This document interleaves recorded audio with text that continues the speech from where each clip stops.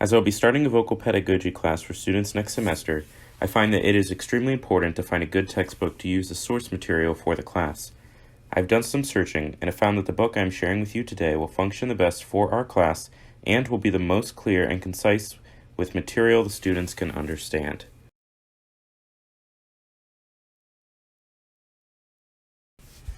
The Diagnosis and Correction of Vocal Faults, a manual for teachers in singing and for choir directors, written by James C. McKinney, is an excellent textbook that will serve the vocal pedagogy curriculum well. This textbook has been critically acclaimed and is written in a way that all singers from high school on can understand what is being discussed and described. The back of the book states, "The book thoroughly examines the vocal problems prospective voice teachers will encounter daily in the teaching studio and choral rehearsal. The author's approach is a unique one, based in large part on diagnostic procedures similar to those used by doctors." I hope that over the course of this presentation, you will find that this textbook will be worth the money, and we will not only see an improvement in talent and musical skill in the individual students, but across the entire choral program altogether.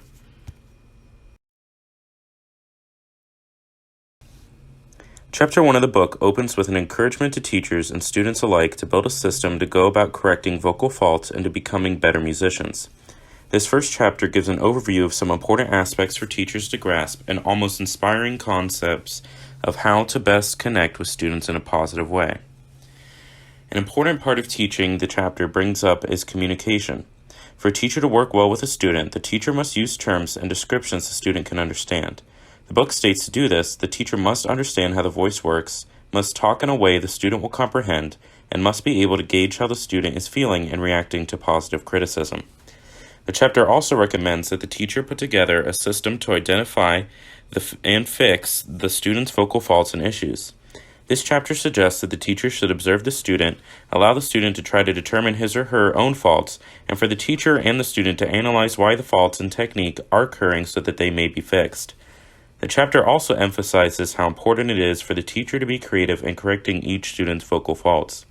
Because each student will be different and think and react in different ways, it is important for the teacher to communicate criticism in a positive and helpful way and to know what the student can handle without causing anxiety or stress. Chapter 2 starts off with a few very nice paragraphs about what sound really is and how it both moves through the air and how it is affected by how the air moves through our bodies and how the sound travels through the environment. One of the things I admire about this book is that it allows students to go outside of the subject area and learn material they may not be comfortable with, such as learning about the science of sound. The book gives students an overlook of what it calls musical tone. The chapter breaks it down into 5 digestible parts and goes into depth on each of the following: duration, intensity, pitch, sonance, and timbre. Chapter 2 also describes the 3 parts of every instrument: the actuator, the vibrators, and the resonators. It goes into depth on the function of each and gives examples of how to address problems with each. For example, it suggests that for students struggling with making a legato sound, they should imitate the smooth bowing technique of an experienced string player. More specifically to vocal pedagogy, this chapter breaks down vocal sound and its processes, described as respiration, phonation, resonation, and articulation. Paired with this information is a description of vowels, semivowels, and consonants, which is an important part of understanding tuning and tone quality. At the end of this chapter, it addresses the fact that teachers must not confuse their students with words they do not understand. Although not every teacher must agree on one meaning of a tone, or if that tone is good or bad, the student must understand what the teacher is trying to tell them to do. This chapter of the book gives an in-depth analysis of what good posture looks like and why it is important for the young singer. A good quote from the first few pages states that good posture and good singing are strongly interrelated, and I feel that the sooner the students and teachers can grasp this, the better it will be for the physical and vocal health of the singer or the ensemble. The book recognizes that performers with good posture will sing and perform better in a public setting. With properly aligned posture, the singer will have less things throwing him or her off when trying to put his or her best performance on the stage. On the opposite side of that coin, the audience will perceive a performer as being more talented if the singer performs with exemplary posture. This chapter in the book gives a list of stretches and warm-ups the ensemble or singer could do before even making a musical sound. For a singer to be ready to perform with good posture, it is imperative to remove pre-existing muscle tension and prepare the body for optimal singing. Probably the most important part of this chapter is that it breaks down how to build good posture from the feet to the head and incorporates most every part of the body. With this comprehensive description, students and teachers can make a good analysis of their own posture and translate it to the rest of the ensemble or vocal studio. Paired with descriptions of how to build good posture is a list of alignment and tension faults in posture and how to fix them with simple techniques. One example involves a student working against a wall, which is something we could do in the classroom to give the book physical material.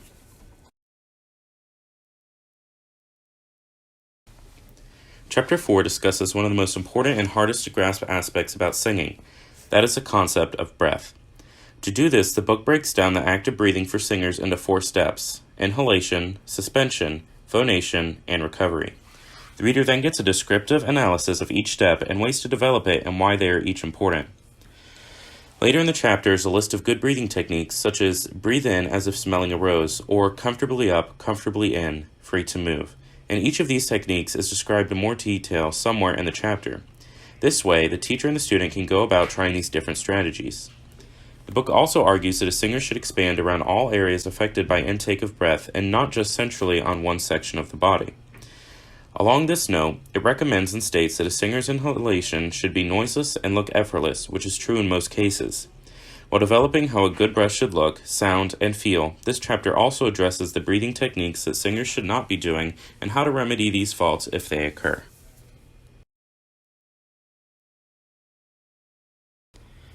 One of my favorite parts of this book is how it describes what is going on in the body when singing is done right or wrong. I personally feel that it is important that students and professionals both can at least recognize what is going on while they are singing so that they can translate this information to their corrective and performance techniques. Although students and professionals alike may not need to be able to point right to the thyroid cartilage, a basic understanding will aid our students tremendously. Like in other chapters, the summary is given of how to sound vocally good in terms of phonation. Throughout this entire book, the summaries breaking down the topics are great points for objectives of the singer and for things to take away from the work. Going forward in this presentation, I'm going to try to put forward some more detailed ideas about what the book presents. This chapter highlights faults in phonation and how to fix these faults. Phonation is the process of making the initial sound and using the breath to make a good sound. This chapter details how breath affects the sound and how different sounds make a different tone in the phonation. For example, nasal consonants are used to develop different tones and make phonation develop in many different directions other than a pure tone. Another important note from this chapter is that breathing and phonation are where the sound starts and ends and are claimed to be the most essential part of vocal performance. The chapter offers ways for teachers and students to work on breathing and then work on breathing and phonation together to make the desired sound for the piece of musical literature. This chapter discusses the different parts and registers of the human voice, listing them as modal or normal voice, vocal fry, falsetto, and whistle tone. There are a lot of different definitions and stipulations about each of those parts of the voice, but what I appreciate about this chapter is that it breaks down what each means while still offering multiple theories about what it could be and how it functions. Like in other chapters, there's a detailed description of what is happening in the body of the singer when each part of the voice is being used.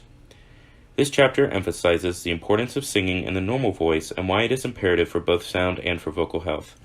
Many times, young singers tend to sing in their falsetto as to avoid awkward vocal range problems, but if this continues, it will falsely develop the singer's voice and eventually damage the vocal cords. The book also notes that some parts of the voice will overlap, especially falsetto and modal voice, and the singer needs to understand when it is appropriate to use which voice. This chapter recognizes that the common topic that is swept under the rug in singing is a woman's falsetto and whether they even have one. This book argues that a woman does have a falsetto, and they often use it to sing higher notes that they are not as comfortable with in the normal voice. It also gives techniques for recognizing the switch and working with female singers to bring out their normal voice in the higher range. This chapter also recognizes that it is much harder for lower voices to make a transition to falsetto because their normal voices are so rich and resonant that it is almost always an obvious and sometimes humorous switch. All these facts are important to note for the young singer so that they can focus on flaws they may be encountering while singing and while using different parts of their voice. Chapter 7 of this book focuses on what may be one of the most complex issues in singing, vocal classification. So many students and adult singers alike come into a choir or a voice studio with an opinion already formed on what voice part they are or what voice part they want to be. On top of this issue, often teachers don't know how to properly classify voices and sometimes do not take the time to properly do it. This chapter suggests that most voices are comfortable in a medium range and very few sing low or high comfortably. This makes it even more of a challenge, especially for choral directors, to place students in a voice part that will be comfortable and healthy for the singer. An important note the book makes is that if a foundation of good vocal technique is made by the singer in the middle range, then a voice class can be determined after proper technique has been learned. In some situations, this is not a viable option. However, if this can be done, it will help singers stay healthy after a voice part is chosen. The chapter also lays out the 4 aspects of the voice that should be considered when classifying parts. These are range, tessitura, timbre, and transition points. The book then goes on to give an analysis of each and how to gauge them when determining voice part. There is also a very helpful step-by-step guide on how to voice test students. Another tip the book gives is that a singer should study vocal literature for a voice part, and if they cannot sing that literature, they should not be that voice part. This chapter also alerts singers of the dangers of singing the wrong voice part. If there is always tension in the voice to sing a certain voice part with a demanding range that the singer cannot acquire, this could potentially be damaging to the singer, and he or she could find themselves unable to sing in a healthy and pleasant-sounding way once they become older. Much of the beginning of this book focuses on the mechanics of vocal singing, such as breath, posture, voice part, and many other important aspects of the voice. Starting in Chapter 8 of the book, we begin to transition into what makes a voice sound good and what we as teachers and performers can do to produce an even better sound after we develop good mechanics. Chapter 8 delves into resonance. Many times after a singer is done performing, we hear things like, "You had great resonance," or "Give me more resonance." But most young singers don't stop to consider what it means that they have a resonant sound. But most just know that it's a compliment if they say that they are resonant. As per the rest of the book, the chapter breaks down the parts of a certain aspect of the voice and what is happening in the body. It starts by describing the aspects of resonance and how they contribute to it, those aspects being size, shape, opening type, composition or thickness of the walls, surface, and combined resonators. The book then goes on to discuss how different parts of the body contribute to resonance. These parts are the chest, tracheal tree, larynx, pharynx, oral cavity, nasal cavity, and the sinuses. Most of what it describes regarding these parts is which ones heavily affect resonation and how the singer can adjust these sections of the body to produce a more resonant sound. The book also gives a firm description and analysis of what a singer should be doing with their larynx and why it is that a better sound is produced when it is in a lower position. It also offers some exercises to work on it, identifying and adjusting laryngeal position, including both speaking and singing exercises. The chapter finishes by narrowing down where problems with resonation come from and how to fix these problems. It describes nasal resonance and tone color as the big problems with resonance and gives advice about how to make a balance between nasal and throaty singing and how to make a balance between a bright and a dark tone. Most of the solutions given stem from us simply asking the student if they understand what they are singing is wrong and asking them to work to make it better and to correct the sound as much as they can on their own. Chapter 9 has quite a bit of information in it about articulation, so much so that it could probably be a PowerPoint of its own. It begins by breaking down all the different forms of vowels and consonants, both voiced and unvoiced, and how each one falls into subcategories of the others. Although every singer does not necessarily need to know all the subforms of vowels and consonants, this chapter does a very good job of introducing the different types of articulation. From a stylistic viewpoint, the book addresses the different vowel sounds used for different styles and forms of music. Vowels have many iterations, and the book does a good job of explaining the difference between music styles and vowel styles, such as Latin vowels, cardinal vowels, singer's vowels, Italian vowels, English vowels, and so on. Another excellent point this chapter makes is that singers have the added opportunity to be able to sing with text and convey a more connected message to the audience. However, there are many problems that instrumentalists do not have to face because they do not have to bother with proper articulation of vowels and consonants.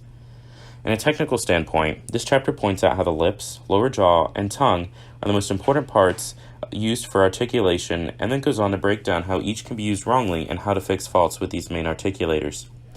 There are also very helpful charts throughout the whole chapter that exhibit the phonetics of the alphabet for each style of vowels and consonants so that students may look back at them if they need guidance.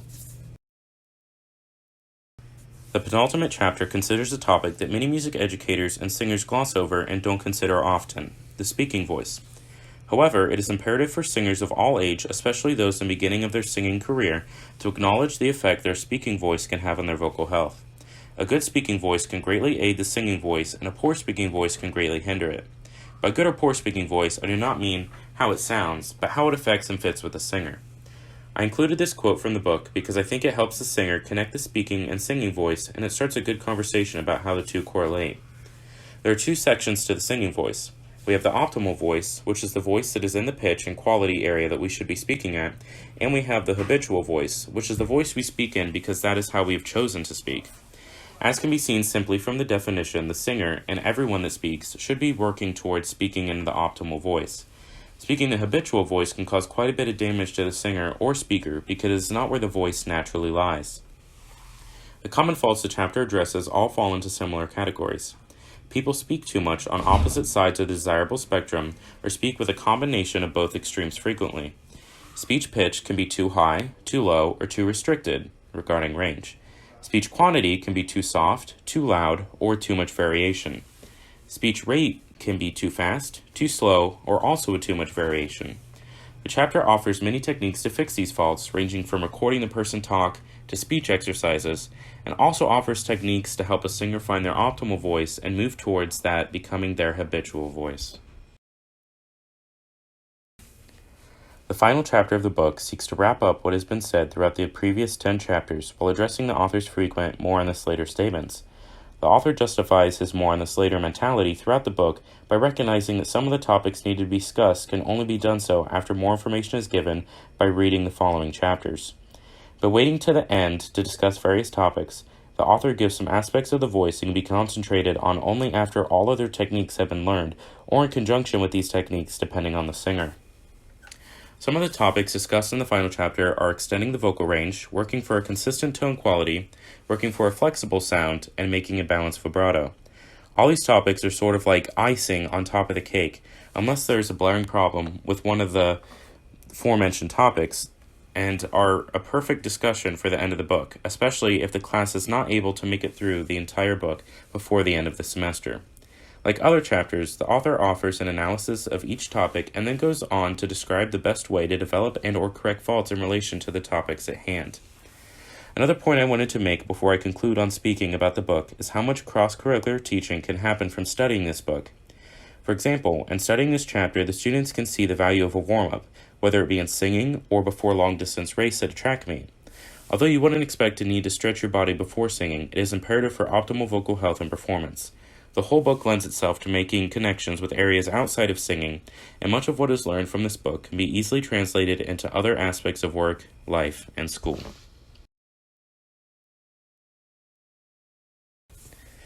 All in all, the book offers a wide but in-depth analysis of most all parts of the voice and how to develop different techniques in singing, along with how to correct the vocal faults generally made by young singers.